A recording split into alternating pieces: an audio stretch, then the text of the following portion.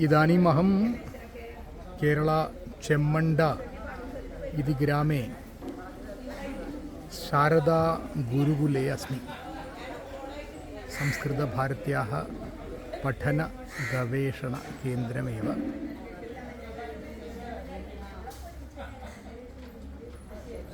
संस्कृतभारत्याः संस्कृतशास्त्रपठनगवेषणकेन्द्रम् अत्रैव अस्मि। अत्र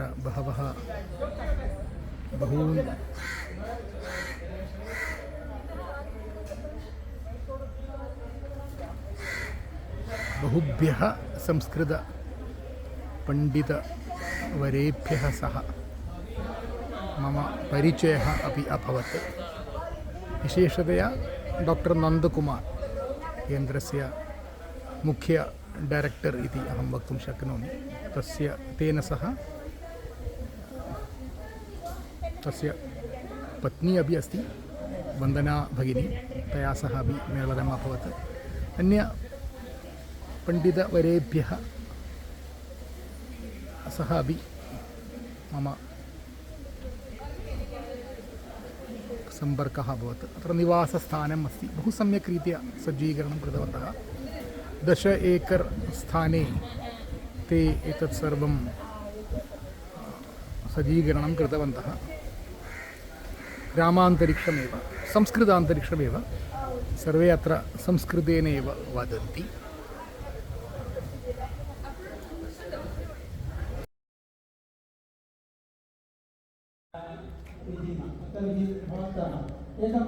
शारदा गुरुकुले संस्कृतपठनकेन्द्रे अत्र नचिकेतस् संस्कृतपठनपद्धतिः अस्ति। वर्षत्रयस्य कक्षा एव। ये छात्राः षष्ट्यां कक्ष्यां पठति, 6th क्लास्, तेषां कृते एव। तदनन्तरं संस्कृतनृत्यसङ्गीतकक्ष्याः सन्ति अत्र। तदनन्तरं योगाकक्ष्या अस्ति। सुभाषितं संस्कृतं 6 मासस्य कक्ष्या अस्ति। अत्र पुरतः बृहत् कार्तिकेयमन्दिरमस्ति। शारदा गुरुकुलस्य पुरतः बृहत् पुरातनकार्तिकेयमन्दिरं, 2,200 स्क्वयर् फीट् गोपुरं, वृत्ताकृति गोपुरमस्ति। तद् इदानीमेव निर्माणं कृतवन्तः। पश्यतु अग्रे। तस्य मन्दिरस्य प्राङ्गणमेव शारदा गुरुकुलं। मन्दिर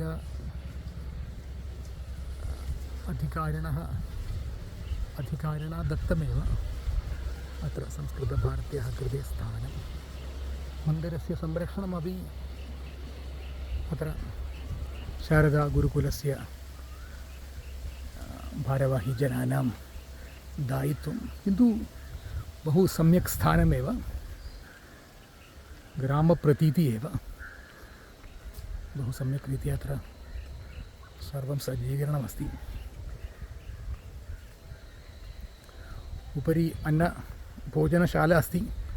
तत्र सम्यक् रीत्या अद्य कदलीफलपत्रे एव अहं भोजनं कृतवान्। अद्य B.Ed छात्राणां कृते विशेषकक्षा अस्ति, अतः तेषां कृते विशेषसज्जीकरणम् अपि आसीत्। अत्र अहमपि भागं स्वीकृतवान्।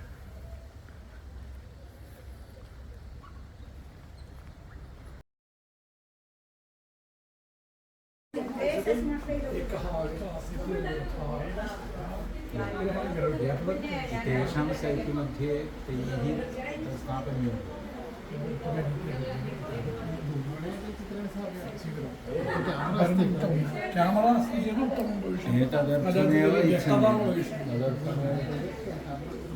अत्र निवासस्थानमपि अस्ति।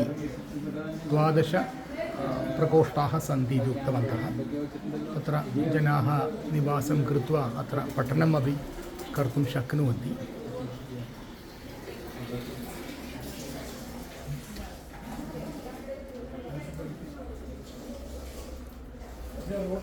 महिलाजनानां कृते निवासस्थानप्रकोष्ठाः 12 महिलाजनानां कृते, पुरुषजनानां कृते अपि व्यत्यस्तभिन्नस्थानानि सन्ति।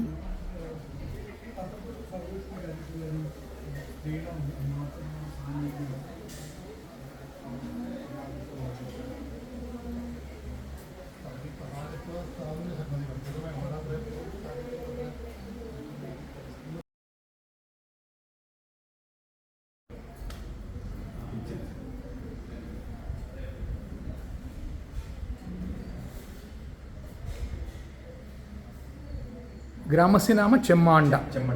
चेम्मण्ड। आहत्य भवान् उक्तवान् 10 एकर् भूमिः अस्ति अत्र। अत्र अस्ति मन्दिरस्य तस्मिन् भागे अस्ति कार्तिकेयस्य मन्दिरमेव। तद् भवान् उक्तवान् कियत्? सार्ध 1,000 मन्दिरमस्ति। एवं तस्य इतिहासः एवं वदति। भोगर् नाथपरम्परा भोगर् अत्र आगताः आसन् इति। यदा पळनिमन्दिरस्य प्रतिष्ठां कृतवान् सः एव अत्र प्रतिष्ठां कृतवान् इति अत्र आसीत्। तत्र पळनिदेवालयस्य विग्रहः अत्र किञ्चित् कालम् आसीत् इति इतिहासः विश्वासः अस्ति। तथा तस्य किञ्चित् इतिहासः अपि अस्ति। एकं किमस्ति, एतद् मन्दिरं पळनि ऋजुरेखामध्ये अस्ति, स्ट्रैट् लेन्। द्वितीयं तत्रापि किञ्चित् चित्रमस्ति, अत्र सम्बन्धः अस्ति तस्य। तद् नेट् मध्ये लब्धम्। अस्तु अस्तु, पश्यामि।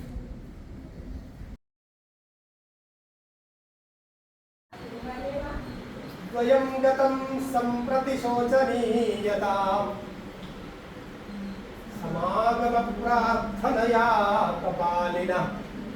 पुनः तर्हि द्वयमिति शब्दप्रयोगः सामान्यप्रयोगः न, कालिदासस्य प्रयोगः। एवमेव त्रयं चतुष्टयं, त्रयः पुरुषाः गच्छन्ति परया। ततोपि सरलं किं, पुरुषत्रयं गच्छति, पुरुषचतुष्टयं गच्छति। पुराणेषु सर्वत्र एतादृशाः प्रयोगाः सन्ति। त्रयं मुनित्रयं नमस्कृत्य अस्ति किल, तदुक्तिः परिभाव्य च। अतः द्वयं त्रयं चतुष्टयम् एतेषां शब्दानां प्रयोगेन द्विवचनस्य बहुवचनस्य च निवारणं कर्तुं शक्यते। इतोपि कुत्रचित् इतोपि सन्ति विषयाः बहवः। कदाचित् सायङ्कालपर्यन्तम् उपविशामः चेदपि न समाप्यते। सर्वदा कालांशस्य एकः स्वभावः भवति। एकघण्टात्मके कालांशे सम्पूर्णस्य विषयस्य पाठनमिति न, आरम्भः विषयप्रवेशः एव कालांशे शक्यते।